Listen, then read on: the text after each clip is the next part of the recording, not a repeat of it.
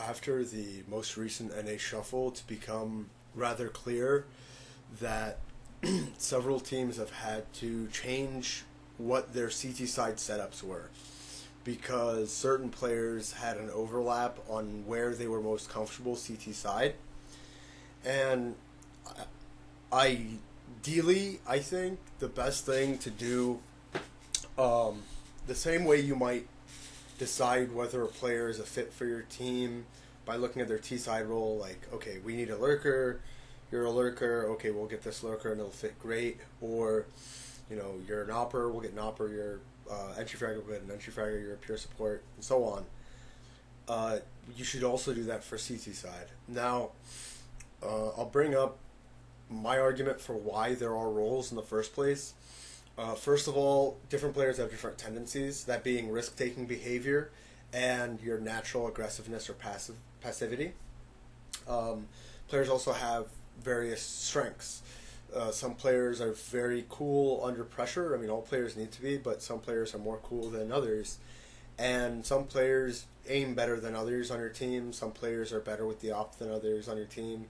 Some players are just naturally better at like the spacing of flashes. I feel like all players should be able to do everything well. Your entry fragger should be able to clutch an LMS.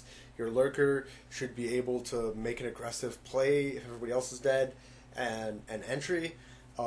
Every single player on your team should be able to flash somebody up somewhere or throw like a beautifully timed flash, and the guy who is getting flashed in should be able to time flashes beautifully. Those are the characteristics of a good team, right? But these qualities, why you don't ever want to be restricted by your qualities, but everybody should have a specialization in the sense that everybody is better than others on their own team at a thing or two. So what I was thinking is that the same way there's T-side roles, they should be congruent to CT-side roles. And I'm going to say this once and only once and very briefly so I can make this video shorter than most of my 20-minute long ones. T-side, depending on your role, you would have kind of like the same role CT side, and I'll tell you why. Your T-side lurker should be your small site anchor, because this site will get hit less, or it will get hit with like a rush. Anybody can handle a rush, really, as long as they have the right support pre-nades and a decent amount of aim. And your lurker, you want him on the smaller bomb site because it will get hit less. He might have to push it for information at some point, and he can't really get lurked out. And he knows what it's like to probably lurk that area. So basically, any area where a lurker might play T-side is where you might want your lurker to play CT side as well. And you want him in this position because this is the player who's most likely to clutch. The only real difference, the weirdest map is probably Inferno, because most maps have the same setup where it's like 2 bomb sites and a mid lane and like different three lanes basically, with, you know, some lanes coming out from the mid. Inferno is different because it's kind of like Inferno's mid can actually more or less just be held by, you'll see the arch player who's also the rotator, but you'll see a team like Fnatic hold it with like an op on left side mid. So you'll also see more often than not the place people lurk is apps on Inferno and not towards the smaller bomb site, which is the B bomb site. But generally you want your T-side lurker to be your solo site anchor. You want your op to be your mid anchor.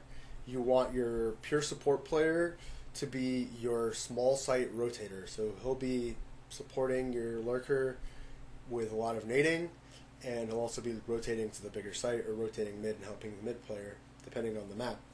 Now you want your entry fragger and your playmaker, who is the second guy in. I denote that role as the playmaker role because honestly I feel like that's the role where you get the most control over what happens in a round. The entry fragger role, it's the least, it's the most disadvantaged role. It's the least advantaged role in Counter-Strike. You're going in first. You're usually dying and communicating where somebody is. Maybe you kill somebody, maybe you kill 2. If you kill 2, that's a great round, pretty much round 1. But your playmaker, the guy behind him, is the guy who is trading on this guy and he's throwing a smoke, he's holding the retake, and he really has a lot of control from early round to mid round to late round over what happens in the round if he plays it correctly. So normally you want this guy either being your big site rotator or your big site anchor, depending on the map, of course, and depending on who you want to be making the first engagement on that map. So with any map, like it'll vary obviously, but having your playmaker be your rotator sometimes, if he's not the first engagement, he can make bigger plays. Having your entry fragger be your rotator, if he's not the first engagement, he can be making bigger plays as well. And it really just depends on who feels more comfortable doing what, really. But obviously these rules aren't set in stone, but I feel like if your CT side positions and roles were more congruent with your T side positions and roles, players would kind of fit together more when they switch teams, and even when they don't. Because more often than not, I think it just makes sense to kind of have players that are really good at a certain thing also have an adjacent role CT side that requires the same strengths and the same tendencies and kind of circumvents the same weaknesses.